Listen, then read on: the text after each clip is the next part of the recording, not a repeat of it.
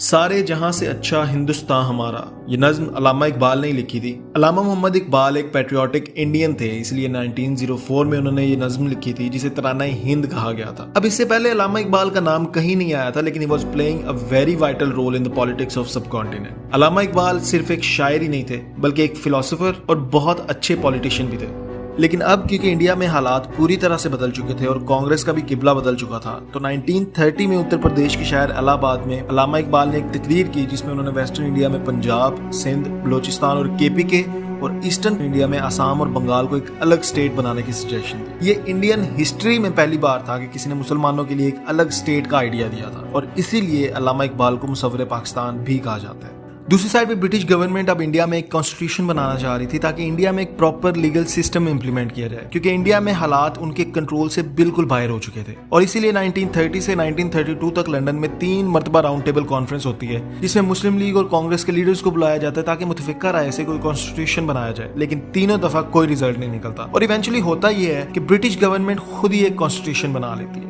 Quaid-e-Azam British government और Indian national Congress के response से तंग आकर लंदन चले गए, लेकिन अल्लामा इकबाल और बाकी लीडर्स ने एक बार फिर उन्हें वापस बुलवा लिया, क्योंकि इंडियन मुसलमान जानते थे कि कायदे-ए-आज़म ही वो इंसान है जो अल्लामा इकबाल और करोड़ों इंडियन मुसलमानों का ख्वाब पूरा कर सकते हैं। तब तक चौधरी रहमत अली पाकिस्तान का नाम अपने पैम्फलेट नाउ और नेवर में सजेस्ट भी कर चुके थे। वक्त गुजरता रहता है और 1937 में पहली बार जनरल इलेक्शंस होते हैं जिनमें मुस्लिम लीग भी हिस्सा लेती है, लेकिन मुस्लिम लीग इन इलेक्शंस में एक्सपेक्टेड रिजल्ट्स नहीं हासिल कर पाती और इंडियन नेशनल कांग्रेस इंडिया में अपनी गवर्नमेंट बना लेती है। इस दौरान हिंदू मुस्लिम फसाद भी अपनी पीक पे पहुंच जाते हैं और मुसलमानों के लिए इंडिया में रहना इंतहाई मुश्किल हो चुका था। खैर ठीक 2 साल बाद 1939 में कांग्रेस अपनी तमाम सीट्स और मिनिस्ट्रीज से रिजाइन कर देती है, क्योंकि वर्ल्ड वॉर 2 स्टार्ट हो चुकी थी और ब्रिटिश अथॉरिटीज ने एक बार फिर से इंडियंस को वर्ल्ड वॉर में धकेलने का प्लान बना लिया था। कांग्रेस के रिजाइन करते इंडियन मुसलमानों ने सजदा शुक्र अदा किया और इस दिन को यौम निजात का नाम दिया गया। 22 मार्च 1940 को कायदे-ए-आज़म लाहौर में मुसलमानों से एक जलसे में खिताब करते हैं और इस स्पीच में क्लियर वर्ड्स में 2 नेशन थ्योरी को एक्सप्लेन करके रखते हैं। पूरे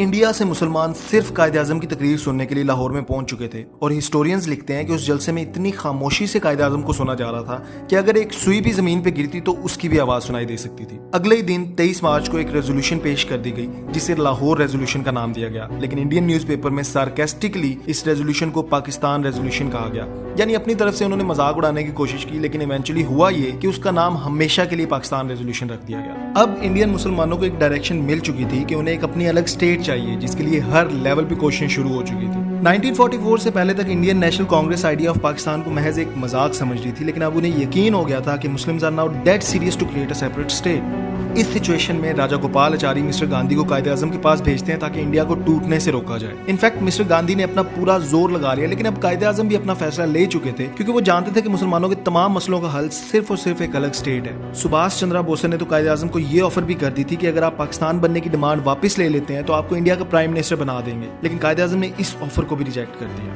1945 में एक बार फिर से जनरल इलेक्शंस होते हैं और इन इलेक्शंस में मुस्लिम लीग ने मेजोरिटी सीट्स जीत ली। 1946 में अब मुस्लिम लीग एक स्ट्रॉन्ग पार्टी बन चुकी थी और इंडियन गवर्नमेंट में फाइनेंस, हेल्थ और कॉमर्स जैसी मिनिस्ट्रीज भी ले चुकी थी। 1947 में एक बार फिर से पार्टीशन को रोकने के लिए लॉर्ड माउंटबेटन को इंडिया में भेजा जाता है। अब माउंटबेटन ने भी कोई कसर नहीं छोड़ी कि किसी तरह से कायदे-ए-आज़म को रोका जाए, लेकिन एक बार बात करके लॉर्ड माउंटबेटन समझ गए थे कि कायदे-ए-आज़म का माइंड बदलना अब मुश्किल ही नहीं, नामुमकिन है। और इस तरह 13 और 14 अगस्त 1947 की रात ठीक 12 बजे 27 रमजान मुबारक को आखिरकार शदीद मुखालफत के बाद लॉर्ड माउंटबेटन, जवाहरलाल नेहरू, सरदार वल्लभ भाई पटेल और बलदेव सिंह इस पार्टीशन के पेपर पे साइन कर देते हैं और दुनिया के नक्शे पे एक नया मुल्क पाकिस्तान आ जाता है।